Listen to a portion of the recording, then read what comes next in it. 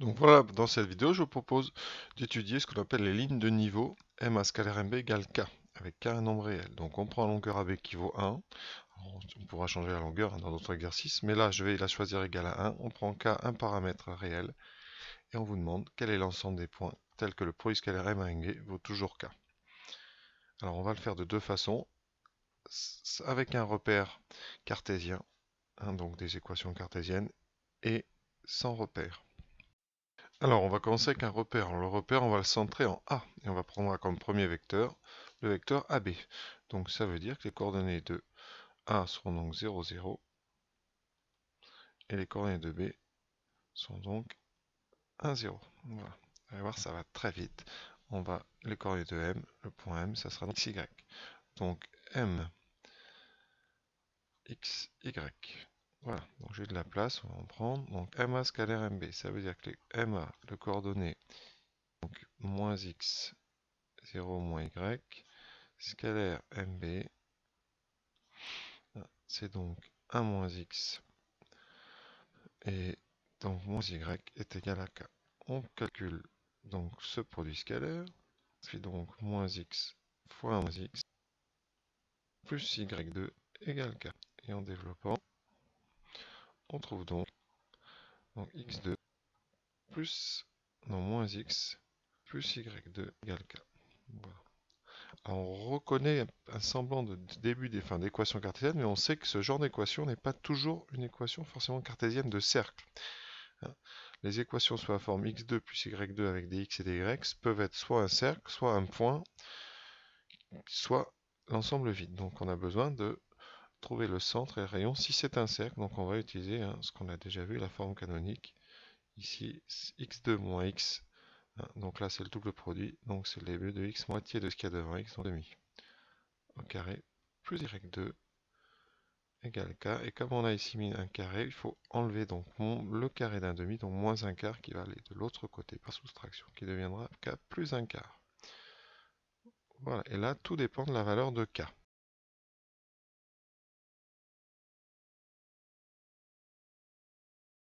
Alors on a 3 k.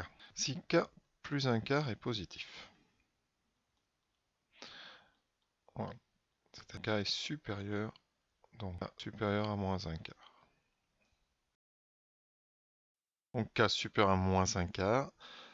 Alors, donc là, on reconnaît l'équation d'un cercle, puisque k plus un quart est positif. Donc c'est un cercle de rayon racine k plus un quart, après le cours, et de centre, un demi, 0, qui est en fait le milieu de AB. Donc j'allais l'appeler I pour une fois.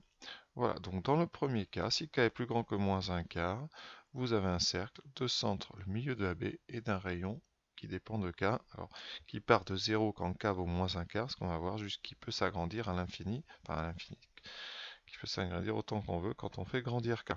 Deuxième cas, si k égale moins un quart, c'est-à-dire que si k plus un quart égale 0, vous obtenez donc x moins 1 plus y2 égale 0, donc x forcément demi égale 0. D'accord? Donc vous obtenez tout simplement le point I.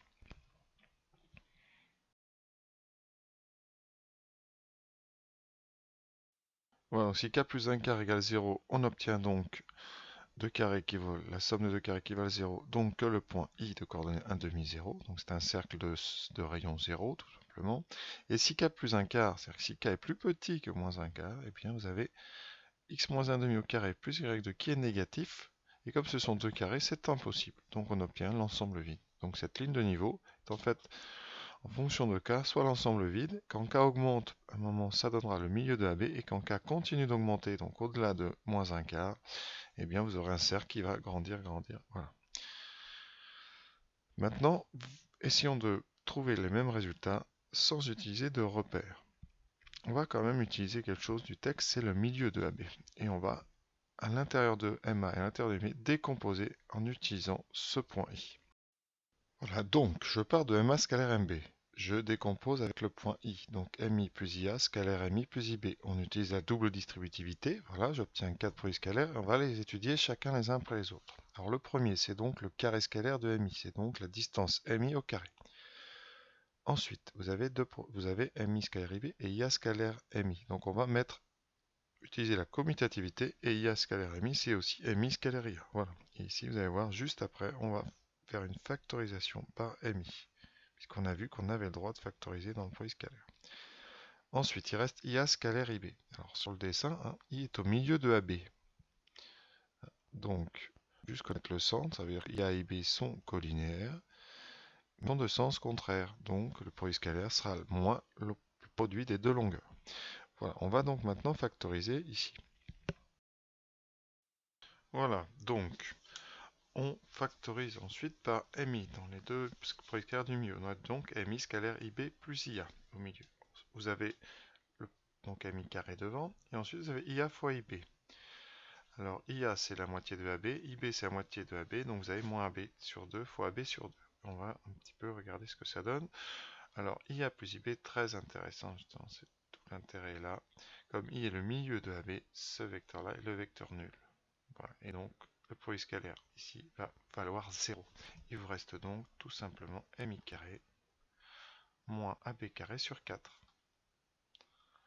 Et dans notre exemple, alors, eh bien, comme j'ai choisi AB carré, AB moins 1, vous avez AB carré qui vaut 1 quart, donc vous avez MI carré moins 1 quart. Voilà. Maintenant, on remet ça donc dans notre équation de début, et on doit avoir MI carré moins, donc M as carré M égale K, donc ça nous donne MI carré moins 1 quart, donc je vais écrire ici, voilà, MI carré moins 1 quart qui vaut K. Et donc MI carré, ça équivaut à dire que MI carré vaut K plus 1 quart. Et on retrouve K plus 1 quart de tout à l'heure. Voilà. On a des longueurs, donc c'est équivalent à la longueur MI qui vaut racine de K plus 1 quart.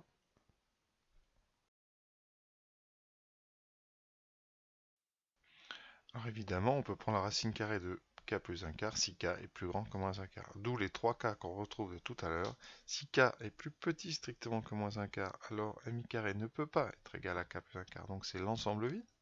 Si K égale moins 1 quart, vous aurez la distance MI qui vaut 0. Donc le point M est égal au point I. Je vais peut-être vous dire, vous voyez, si vous avez donc K, si K vaut moins 1 quart, eh bien MI vaut 0.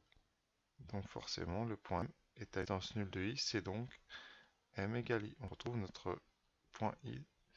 Voilà. Et si K est plus grand que moins 1 quart, eh bien vous aurez la distance MI qui vaut toujours racine de K plus 1 quart. Donc M est sur le cercle de centre I et de rayon racine de K plus 1 quart.